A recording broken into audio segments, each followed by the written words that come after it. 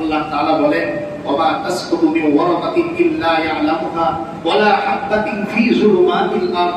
ও বান্দা, এই যে মাটির অন্ধকারের ভেতরে তুমি একটি দানা রেখে দাও, এই দানার কথাও ইল্লা ফি কিতাবিন মুবিন, আমি আল্লাহর সামনে যে কুদরতি নথি, এই নথির মধ্যে লেখা। একটা আম চারা কতদিনে উঠবে, একটা কাঁঠালের চারা কতদিনে উঠবে, একটা খেজুরের চারা কতদিনে উঠবে, এও আমার খাতায় লেখা। একই সাথে 10টা গাছ তুমি লাগাও, মাঝখানের গাছটা মরে যায়, এই আমার হুকুম। প্রথমটা মরে যায়, এই আমার হুকুমে। পানির অভাবে নয়, সূর্যের তাপে নয়, ছায়া পড়ার কারণে নয়। ও বান্দা, এটা মরে যায় আমার হুকুমে, কারণ আমার সিদ্ধান্ত এরকম। ওমা তাসকুতু মিন ওয়ারাকাতিন, আল্লাহ বলেন গাছ থেকে একটা যে পাতা হলুদ হয়ে পড়ে যায়, ও বান্দা, এই পাতাটা পড়ার আগেও আমি আল্লাহর কাছে অনুমতি চাই। গাছ, ও আল্লাহ, আমার অমুক পাতাটা শুকিয়ে গেছে, ওকে কি ফেলে দিব, ছেড়ে দিব না? এজন্য মুফাসসিরিনে কেরাম বলেন, গাছের দিকে তাকিয়ে আমি দেখবো বহু সবুজ পাতা পড়ে গেছে, বহু হলুদ পাতা চলে আছে। কাঁঠাল গাছের মধ্যে খেয়াল করবেন, অনেক সময় দেখা যায় সবুজ পাতা পড়ে গেছে কিন্তু হলদে পাতাটা রয়ে গেছে। আল্লাহ বলেন, ওমা তাসকুতু মিন ওয়ারাকা, ও বান্দা, গাছ থেকে যে একটা পাতা পড়ে যায়, এই পাতাটাও পড়ে আমার জানা সত্ত্বে, আমার বিধানে, আমার হুকুম। ওয়ালা হাববাতিন ফি যুলুমাতিল আরদ, একটা বীজ যে তুমি বপন করো, আমের আটিটা যে তুমি ফেলে দাও, এই আটিটা থেকে গাছ হবে না নষ্ট হবে, এও আমার হুকুম। হযরত ইসমাঈল আলাইহিস সালাম বললেন, বাবা, আপনি আপনার আদেশ পূরণ করুন, আল্লাহর পক্ষ থেকে যে বিধান এসেছে সেটা পূরণ করুন, আমি আপনার সহযোগী হব, সহযোগিতা হব। কাবা নির্মাণ শুরু করে দিলেন। বাবা হচ্ছেন মিস্ত্রি, তিনি বসাচ্ছেন ইট, আর ছেলে ইট এনে দেয়। ছেলে ইট এনে দেয় আর ইট বসান কে? হযরত ইব্রাহিম আলাইহিস সালাম।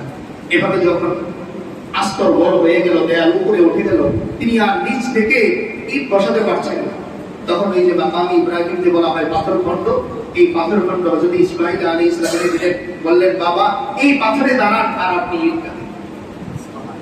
এরপর যখন দেয়াল পূর্ণ হয়ে গেল, তো এবার বাবা এবং ছেলে একসাথে দাঁড়িয়ে দোয়া করতেছেন, وَإِذْ يَرْفَعُ إِبْرَاهِيمُ الْقَوَاعِدَ مِنَ الْبَيْتِ وَإِسْمَاعِيلُ رَبَّنَا تَقَبَّلْ مِنَّا إِنَّكَ أَنْتَ السَّمِيعُ الْعَلِيمُ। আল্লাহ তাআলা আয়াতে বলেন, আমার হাবিব, আমার খলিল যখন ইব্রাহিম নবী এবং তার ছেলে ইসমাঈল যখন কাবা নির্মাণের কাজ শেষ করলো, তারা বলতেছে, রব্বানা, ও আমাদের রব, তাকাব্বাল মিন্না, আমাদের এই কাজ আপনি কবুল করে নেন। আমি আমল করার পরেই আমার আল্লাহর কাছে এই দোয়া করতে হবে, রব্বানা তাকাব্বাল মিন্না, ও আল্লাহ, যা করলাম কবুল করে নেন, যা করলাম কবুল। দেখেন, আল্লাহর শান অনুযায়ী আমাদের দ্বারা আমল করা সম্ভব। আল্লাহর শান অনুযায়ী আমল করা সম্ভব না কোনো বান্দার জন্য। তাই আল্লাহর কাছে বারবার এই দোয়া করা, ও আল্লাহ, আমার এই টুটাফাটা আমলগুলোই আপনি কি করেন, কবুল করেন। একজন বাবা ছেলের হাতে অনেক সময় ব্যাগ দেয় না, একটু ভারী ব্যাগ, ছেলে নিতে পারে না, এই পড়ে যায়। তারপরেও বাবা খুশি হয়ে বলে, দেখো আমার ছেলে ব্যাগ নিয়ে এসে দিয়েছে। বাবা অনেক সময় মাথার উপরে বড় একটা ব্যাগ দিয়ে উপরে ধরে রাখেন আর বলেন, বাহ, আমার বাবা ব্যাগ নিয়ে শিখে গেছে, বোঝা মাথায় নিয়ে শিখে গেছে। সন্তানও মনে করে আমি ব্যাগ নিয়ে শিখে গেছি, তাই আরেকদিন যখন সে মাথায় নিতে যায় আর ওঠাইতেই পারে, কারণ তার ওই মাথার উপরে, ব্যাগের উপরে কার হাত ছিল? তার বাবার হাত। এজন্যই হযরত আলী রাদিয়াল্লাহু তাআলা এক যুদ্ধে তিনি বিশাল কপাট নিয়ে যুদ্ধ করলেন। এরপর যখন যুদ্ধ থেকে আসলেন, সবাই তাকে বাহবা দিচ্ছে, তিনিও খুশি। রাসূল করিম সাল্লাল্লাহু আলাইহি ওয়াসাল্লাম বলেন, ও আলী, আজকে একটু কপাটটা উঁচু করে দেখাও। তিনি ধরতে গেলেন, প্রথমে ডান হাত দিয়ে ধরলেন। সেদিন যুদ্ধ করছেন বাম হাতে নিয়ে, তিনি প্রথমে বাম হাত দিয়ে ধরলেন, ডান হাত দিলেন, দুই হাত দিয়ে শরীরের সব শক্তি ব্যয় করলেন, কিন্তু কাজ হলো না। এরপর তাকিয়ে আছেন। রাসূল করিম সাল্লাল্লাহু আলাইহি ওয়াসাল্লাম বললেন, ও আলী, সেদিন যে তুমি বাম হাতে এই কপাট ধরেছিলে, তোমার এই হাতের সাথে আল্লাহর কুদরতি হাত ছিল, তাই তুমি ধরেছো, খালি স্পর্শ করেছো, কপাট তোমার হাত সরছে। সুবহানাল্লাহ। ঠিক তেমনি ওই যে বাবার মতন ব্যাগ আমার মাথার উপরে, কিন্তু ব্যাগের উপরে হাতটা আমার বাবা।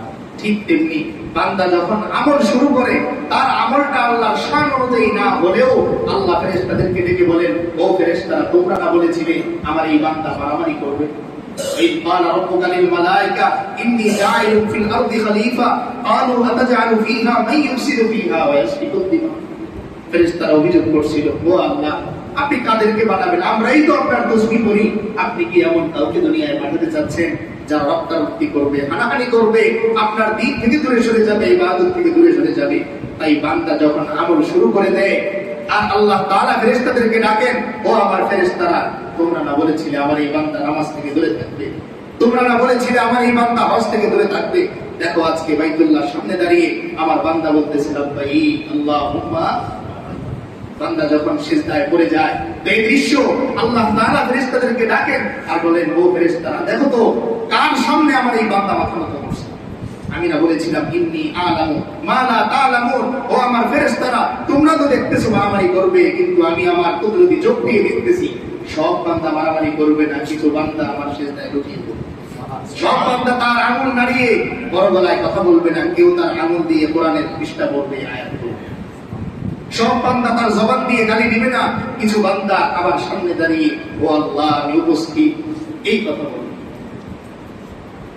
এত মানুষের কোরবানিতে এই জমজম কূপ, এই বাইতুল্লাহর পুনর্নির্মাণ কার হাতে নির্মাণ করালেন? দেখেন, একটু খেয়াল করেন। হযরত ইব্রাহিম আলাইহিস সালাম আল্লাহ তাআলার খলিল, খলিলুল্লাহ। ইসমাঈল আলাইহিস সালামের লকব হচ্ছে জবিহুল্লাহ। খলিলুল্লাহ এবং জবিহুল্লাহর পবিত্র হাতে কাবার যে দেয়াল, এই দেয়ালের নির্মাণের কাজ করেছে। ঘর আল্লাহ, আর নির্মাণের দায়িত্ব দিয়েছেন কার কাছে? একজন হচ্ছেন খলিল আর একজন জবি।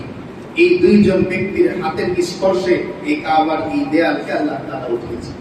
এত এত কোরবানির পরে দেখেন, এই কাবাকে কেন্দ্র করে তার বিবি হাজেরা হযরত ইসমাঈল আলাইহিস সালামকে রেখে গেলেন। এত কোরবানির পরে এই ঘরের পূর্ণাঙ্গ কাজ সমাপ্ত হয়েছে। এরপর আল্লাহ তাআলা বিধান দিয়ে দিলেন, ওয়াজিন ফিন নাস বিল হজ। ও ইব্রাহিম, কাজ শেষ, এখন ঘোষণা দাও, বান্দা যদি আমাকে ভালোবাসে সে যেন হজে আসে। তুমি ঘোষণা দাও। হযরত ইব্রাহিম আলাইহিস সালাম আল্লাহর কাছে অভিযোগ করছিলেন, ও আল্লাহ, আমি এখান থেকে দাঁড়িয়ে আওয়াজ দিলে কে শুনবে? এই এত বড় পৃথিবী, আমি এখান থেকে আওয়াজ দিব, কে শুনবে আমার কথা? আল্লাহ তাআলা বলেন, ও ইব্রাহিম, তোমার কাজ জবান থেকে বের করা, আর আমি আল্লাহর কাজ প্রত্যেকটা মুমিনের কানে কানে সেই আওয়াজ পৌঁছে দেয়। এজন্য আল্লাহ তাআলা বলেন, ওয়াল্লাযীনা জাহাদু ফীনা লানাহদিয়ান্নাহুম সুবুলানা। আমার বান্দা যদি আমাকে পাওয়ার জন্য চেষ্টা শুরু করে দেয়, আমি তার পথ খুলে দেব। এজন্য আসুন এই হজের মাসে নিজেদেরকে আল্লাহর প্রেমে আমরা রঙিন করব। হজে যেতে পারি আর না পারি, দোয়া করতে থাকি, কিন্তু আমার দিলের মধ্যে আমার আল্লাহর প্রেম, আমার রবের প্রেম আমি ঢোকাই, এখানে বসাই। যদি আমার প্রেম হাকিকত হয়, সত্য হয়, তো আমার আল্লাহ আমাকে এখানে বসিয়ে ঘুমের মধ্যে কাবা জিয়ারত করে। আল্লাহ তাআলা আমাদের সকলকে জীবনে একবার হলেও হজ করে, ইহরামের কাপড় পরে এরপর কবরে যাওয়ার তৌফিক দান করেন। আমিন। ওয়া আখিরু দাওয়ানা আলহামদুলিল্লাহি রাব্বিল আলামিন। আমরা যারা সুন্নাত করি, ইনশাআল্লাহ কবুল করুন।